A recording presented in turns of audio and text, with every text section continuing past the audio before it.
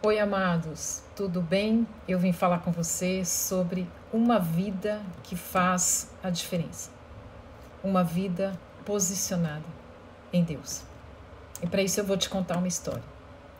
Você já deve ter ouvido falar que toda pessoa é o que é porque ela é a soma de uma série de fatores que influenciaram a formação do seu caráter e da sua personalidade. Esses fatores podem vir da carga genética dos pais ou do ambiente de criação, que ele foi criado, o ambiente da família, o ambiente de parentes, o ambiente dos amigos, da escola, ou da cultura do país, da cidade, do bairro e etc. E eu vou te contar a história de um rei que viveu na antiguidade e que ele foi tão mal, que ele queimava seus próprios filhinhos, seus bebês, a deuses estranhos, em sacrifício a deuses estranhos. Soma essa malignidade, era um homem envolvido com magia negra, com demônios, com feitiçaria. Conclua esse quadro terrível, tenebroso. Era um homem que zombava de tudo que era de Deus, de tudo que era sagrado. Este era o rei Manassés, um dos piores reis de Israel. E este homem teve um filho que sobreviveu a essa matança, chamado Amon. Amon herdou o trono com seus 22 anos. E por conta desse ambiente todo, ele foi pior que o pai, a ponto que seus próprios empregados o mataram. Amon teve um filho chamado Josias, e Josias herdou o trono apenas com 8 anos de idade.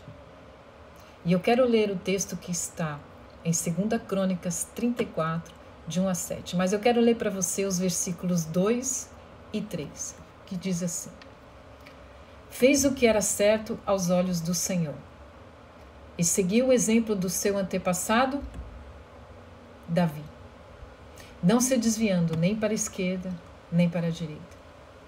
No 8º ano de seu reinado, enquanto ainda era jovem, começou a buscar a Deus de seu antepassado Davi. Então, no 12º ano, começou a purificar a Judá e a Jerusalém, destruindo os santuários idólatras, postes de Aserá, os ídolos esculpidos e as imagens de metal.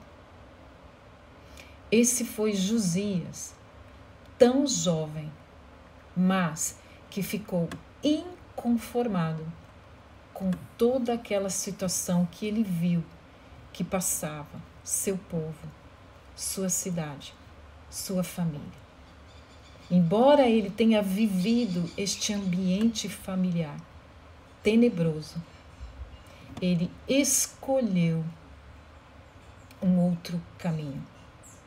Ele escolheu a seguir a Deus, a buscar verdadeiramente o que Deus queria para ele, a ter intimidade com Deus, a conhecer a Deus e a experimentar a boa, agradável e perfeita vontade de Deus. Sabe, queridos, nós todos os dias nós temos a possibilidade de fazer escolhas, de decidir qual caminho nós vamos andar. Nós temos acesso à palavra da verdade. Eu sei que nós vivemos num mundo de muita dificuldade, de muito relativismo, onde o certo não é tão certo, onde o errado não é tão errado. Mas nós que conhecemos ao Senhor, temos acesso à palavra de Deus. Nós vivemos num país, numa nação maravilhosa, que temos acesso à palavra. Nós temos a internet, nós podemos comprar a Bíblia livremente. E para isso Cristo nos libertou, para sermos livres, para escolhermos o caminho onde andarmos. Nós temos todos os dias diante de nós a bênção e a maldição. E Deus nos diz: escolha a bênção para que te vá bem, para que seja bem sucedido e abençoado, embora nós tenhamos muitas vezes oposição. Muitas vezes não vamos ser tão populares por buscarmos retidão, por buscarmos não nos envolvermos com negócios fraudulentos, não nos envolvemos com corrupção, não nos envolvemos com adultério, não nos envolvemos com mentira, com palavras torpes, com traição. Muitos vão ficar surpreendidos que nós não vamos escolher este caminho. E é dessa forma que nós vamos então influenciar as outras pessoas. É nessa forma que nós vamos conquistar o reino de Deus, escolhendo o sim de Deus e não para a idolatria, para a rebeldia, para as coisas que não vêm de Deus. Nós vamos escolher seguir a verdade e não nos desviarmos nem para a direita, nem para a esquerda, mas seguirmos um caminho da verdade. E é dessa forma que você tem uma vida posicionada, uma vida que faz a diferença, assim como Josias foi inconformado com o mundo que ele vivia. Não tomou a forma do mundo que ele vivia. E ele fez a diferença. São poucos os que fazem a diferença. E você pode ser um deles. Então, queridos, tomem a decisão todos os dias de escolher este caminho reto. Pode ser uma porta estreita, pode ser difícil, mas não se conforme com o materialismo, com o pluralismo, aceitar todo tipo de crença, ser materialista e buscar somente as coisas materiais que são perecíveis, coisas que passam. Não buscar as coisas que são efêmeras.